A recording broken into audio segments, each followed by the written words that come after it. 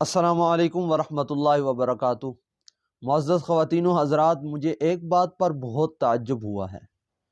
پچھلے سال انہی دنوں میں جب پی ٹی آئی کی حکومت تھی تو تمام پارٹیز مل کر ان کا ایک بیانیہ تھا، وہ کہہ رہے تھے کہ ملک میں مہنگائی بہت زیادہ ہے اور مہنگائی مکاؤ مارچ ہو رہا تھا۔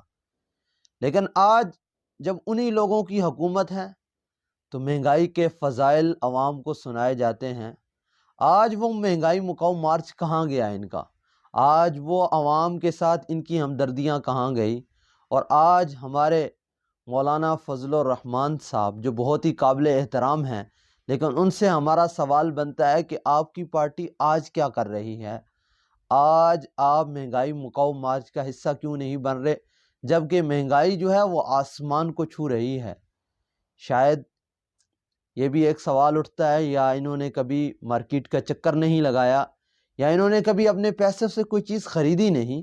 یہ سوالات بہت سارے دماغ میں اٹھ رہے ہیں، لیکن بہت ہی باادب اور پر اختصار طریقے سے میں یہ چند ایک سوالات آپ کے سامنے رکھ رہا ہوں۔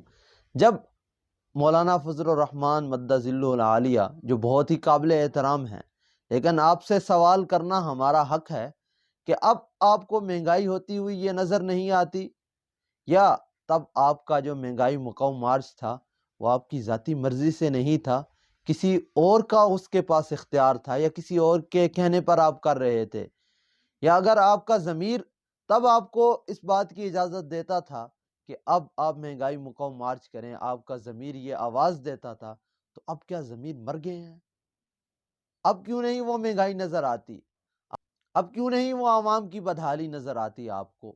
اب عوام کی غربت کیوں نہیں نظر آتی، جبکہ ہر طرف ہر چیز پہ آپ نے ٹیکسز لگا دیے؟ اور سب سے بڑی بات، آپ جب ایک حکومت کو گرانے کے لیے تمام پارٹیز کو اکٹھا کر رہے ہیں تو آپ ملک میں سے سود کو ختم کرنے کے لیے کیوں نہیں اقدامات کر رہے؟ یہ اگرچہ باتیں بہت تلخ ہیں، لیکن عین حقیقت کے مطابق ہیں۔ دولت حق مجھ کو حاصل ہو گئی ہے، زندگی اب اور بھی مشکل ہو گئی ہے۔ مجھے معلوم ہے کہ اس کے بعد بہت سارے حضرات، نام نہاد لوگ مجھ پہ طرح طرح کے فتوے بھی جھاڑیں گے اور کہیں گے کہ وہ تو عالم دین ہیں۔ لیکن وہ عالم دین ہیں، ہم مانتے ہیں، ہم ان کا دل سے احترام کرتے ہیں، لیکن یہ بھی دیکھیں کہ وہ اس وقت حکومت کا ایک بہت بڑا حصہ ہیں اور بہت مضبوط طاقت ہیں۔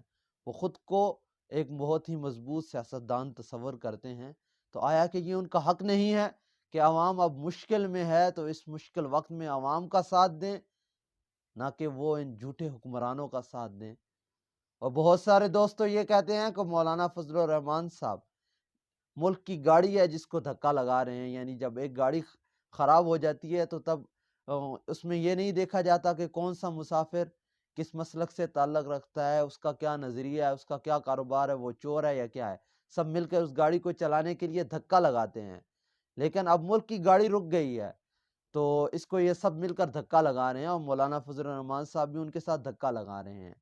لیکن بھائیوں اور دوستوں، اور بالخصوص مولانا فضل الرحمان صاحب کے سپورٹر حضرات جو ہیں، لیکن یہ دھکا، اب یہ گاڑی تو رہی ہی نہیں، ملک کی گاڑی تو بالکل تباہ ہو گئی ہے، تو آیا اب بھی دھکا لگا رہے ہیں؟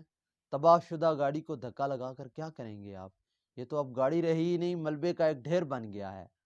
بہت ہی معذرت کے ساتھ، بہت ہی معذرت کے ساتھ، لیکن اب یہ سب کچھ دیکھا نہیں جاتا، برداشت کرنے کی سخت کم ہو گئی ہے، بالکل دل اب جلتا ہے یہ سب باتیں دیکھ کر، اور بے حسی اس حد تک پہنچ گئی ہیں ان حکمرانوں کی کہ عوام کو بھی کھانے کو آ گئے ہیں۔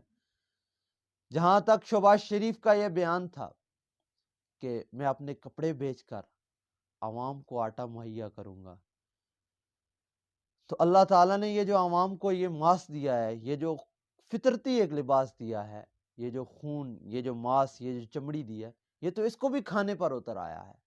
آپ دیکھیں ان کی منافقت کا عالم دیکھیں۔ میں مزید اس سے زیادہ کچھ نہیں کہنا چاہتا، پر اللہ تعالیٰ ہمیں سمجھ عطا فرمائے۔